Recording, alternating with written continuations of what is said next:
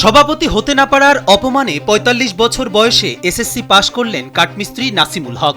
স্কুলের ম্যানেজিং কমিটির দায়িত্ব পেয়েও পালন করতে না পারার কষ্ট বদলে দেয় তার জীবন। আত্মসম্মানের আঘাত সইতে না পেরে ৪০ হয়েও নিয়মিত স্কুলে যেতে শুরু করেন তিনি। তার দীর্ঘদিনের জমানো ক্ষোভ আর জেদের সামনে কোনো কিছুই যেন বাধা হয়ে দাঁড়াতে পারেনি। কাজের পাশাপাশি পড়ালেখা করে জিপিএ 4.60 নিয়ে এসএসসি পরীক্ষায় উত্তীর্ণ হয়েছেন তিনি।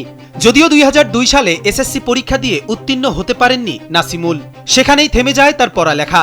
শিক্ষার্থীর অভিভাবক হিসেবে প্রাথমিক বিদ্যালয়ে ম্যানেজিং কমিটির সভাপতি হিসেবে স্থানীয়রা তার নাম প্রস্তাব করেন।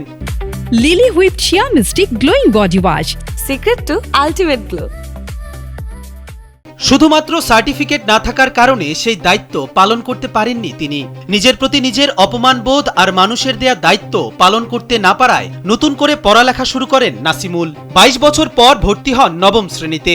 ফার্নিচারের দোকানে দিনমজুরের কাজের পাশাপাশি পড়ালেখাও করতেন মনোযোগ দিয়ে। নানা চড়াই উতরাই পেরিয়ে নাসিমুল হক এখন এসএসসি পাস। তিনিও এখন প্রাতিষ্ঠানিক সার্টিফিকেটের মালিক।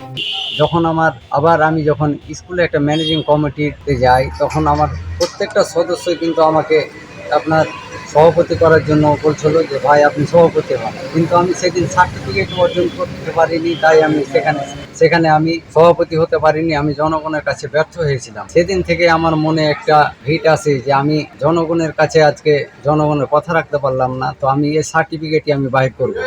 ওই কারণে আবার আমি ২০২৪ সালে আপনার এসএসসিতে 9-এ ভর্তি হই, দিয়ে আমার এবারকার রেজাল্ট হয় এসএসসিতে আমার 4.62 হয়েছে।